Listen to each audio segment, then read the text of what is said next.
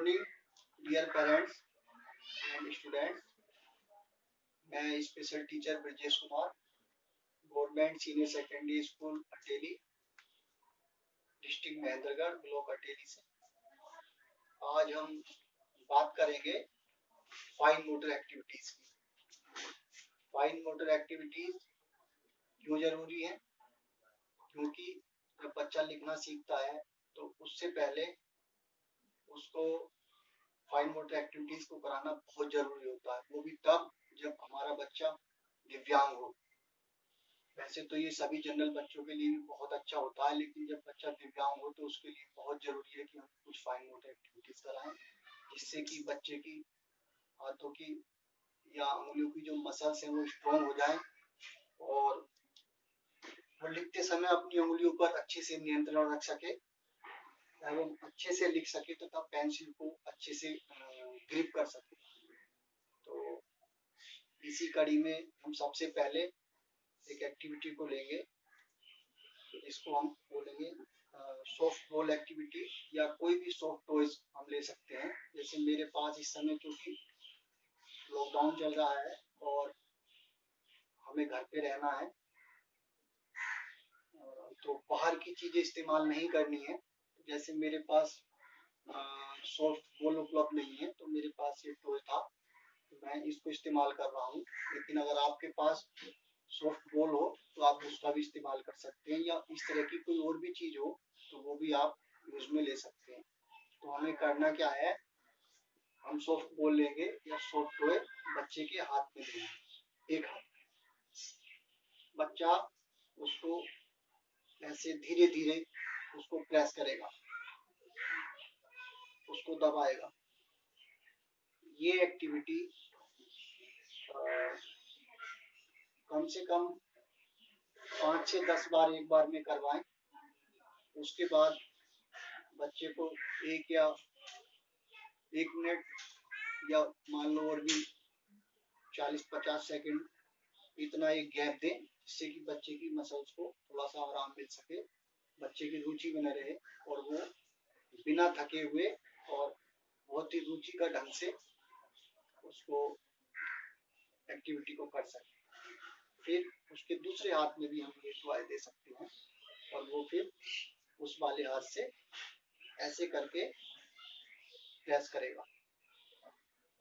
तो ये एक्टिविटी जैसे मैंने लगभग 4-5 बार कर ली है, तो बच्चे से शुरू में 5 बार कराएं, उसके बाद इसको बढ़ा करके 10 बार भी कर सकते हैं। तो उससे क्या है, बच्चे की हाथों की मसल्स मजबूत होंगी और जिससे उसकी ग्रिप वो मजबूत पकड़ बन सके।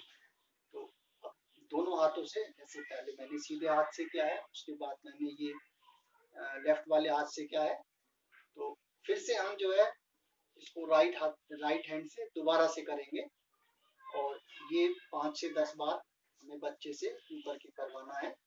उसके बाद दोबारा लेफ्ट वाले से, ऐसा हमें 3-4 बार अभ्यास करना है। उसके बाद हमें बच्चे को थोड़ा सा आराम भी देना है। अब सेकंड एक्टिविटी हम बच्चे से करवाएंगे क्लॉथ पिन एक्टिविटी। तो क्योंकि हमें अपने जो घर में सामान उपलब्ध है उन्हीं में से चीजों को चुनना है इन एक्टिविटी के लिए। लगभग अमूमन सभी घरों में देखने में आता है कि ये इस प्रकार की क्लॉथ पिन या इसको पिन बोल देते हैं, ये हर घर में मिलती है। मेरे पास ये लोहे की है, प्लास्टिक की भी आती है, कुछ सॉफ्ट भी होती है, हार्ड भी होती है, तो हम इनका भी इस्तेमाल कर सकते हैं। इसमें हमें करना क्या है, बच्चे के हाथ में पहले तो हमें खुद उसको दिखाना है करके, बेटा ऐसे प्रेस करो इसको, ऐसे।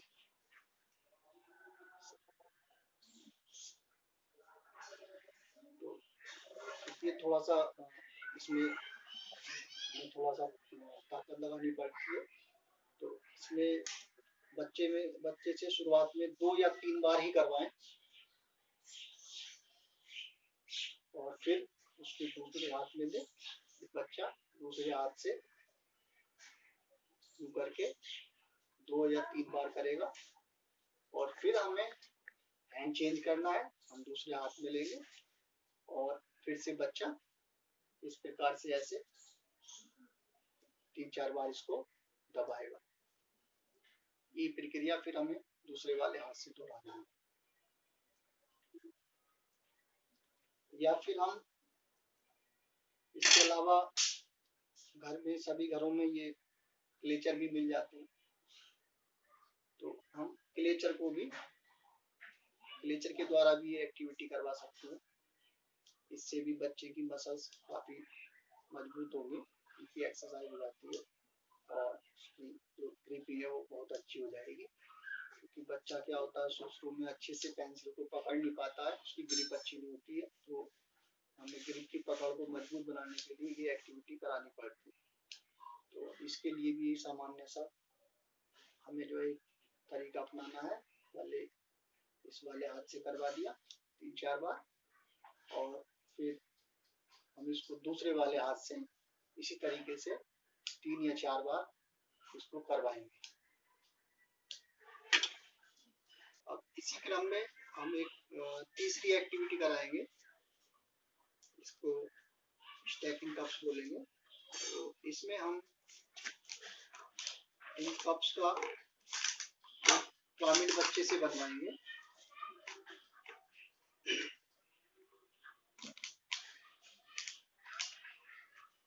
इस तरीके से पहले हमें छोटा पिरामिड बनवाना है ऐसे, ताकि बच्चा बोर ना हो। उसके बाद हम उस पिरामिड को बड़ा कर सकते हैं।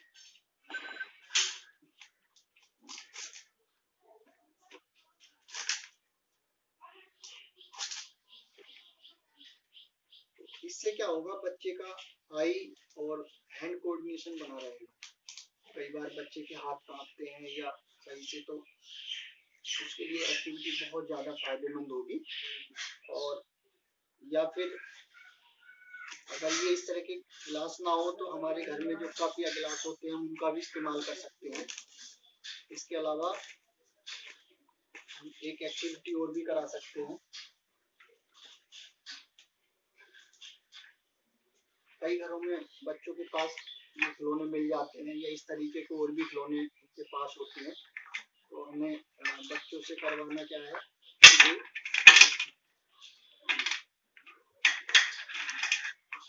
इनको साइज के हिसाब से इसमें डालें। पहले बड़ा, उसके बाद फिर उससे छोटा, फिर उससे छोटा, फिर उससे छोटा, फिर उससे छोटा, फिर उससे छोटा, फिर उससे छोटा, फिर उससे छोटा, और ऐसे करके हमें एक क्रम में बच्चों से ये डलवाना है।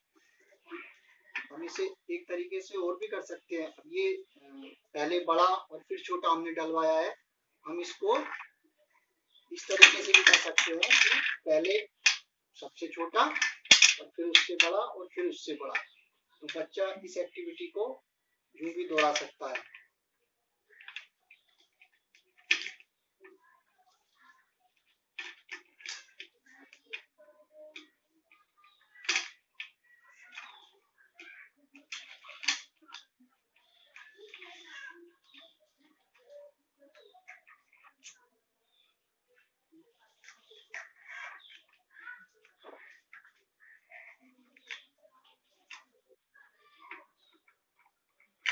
हो सकता है मैंने थोड़ा जल्दी कर दिया, बच्चा इसमें टाइम भी ले, कोई दिक्कत नहीं है। धैर्य बनाए रखे, बच्चे के साथ में उस पर चिड़चिड़ाए ना, बच्चे को आराम से करने दें। साथ ही साथ इसमें हम एक काम और भी कर सकते हैं, बच्चे को हम कलर भी बता सकते हैं कि बेटा ये जो आपने डाला है इसका कलर कैसा है, ग्रीन। ये जो आपने डाला है इसका कलर कैसा है, पर्पल। इस तरीके से हम उनका कलर कॉन्सेप्ट भी क्लियर कर सकते हैं। तो ये हमारी कुछ एक्टिविटी है। और एक अगली एक्टिविटी जो आती है वो होती है बटन ऑन लाइंस। तो इसमें हमें क्या करना है, हम बच्चे को एक कोई भी सीधी रेखा खींच सकते हैं। और फिर बच्चे को बोलेंगे कि ये बटन आप, तो बटन हमें लाइंस पे लगाने हैं। बच्चा इस तरीके से लाइन पे लगाएगा। हो सकता है बच्चा लाइन से ऊपर नीचे भी कर सकता है, वो ये भी रख सकता है, ऐसे करके भी, ऐसे भी रख सकता है। तो हमें उसे बताना है कि बेटा हमें ऐसे नहीं रखना, हमें सीधा लाइन पे रखना है। चाहे बोले जल्दी ना करो, चाहे धीरे धीरे रखो, लेकिन इसको आप लाइन पे रखें। जब बच्चा सीधी लाइन पे रख लेगा तो उसके बाद हम बच्चे को इस प्रकार से एक सर्कल भी बना के दे सकते हैं।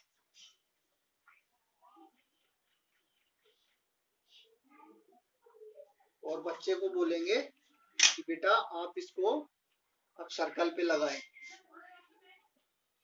बच्चा इस प्रकार से सर्कल पे इसको लगाएगा।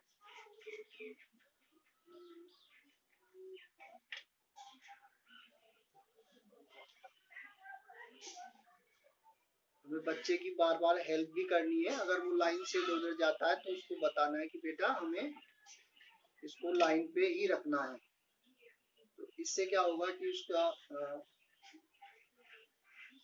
जो लाइन पे अगर सही से रखेगा तो उसको आई हैंड कोऑर्डिनेशन बना रहेगा अच्छे से।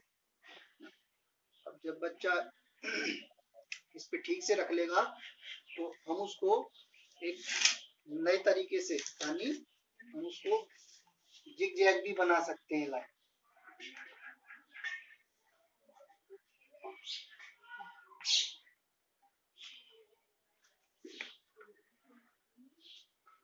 फिर हमें बच्चे से यही एक्टिविटी करवानी है कि बेटा इस पे लाइन पे ही आपको ये बटन्स रखने हैं।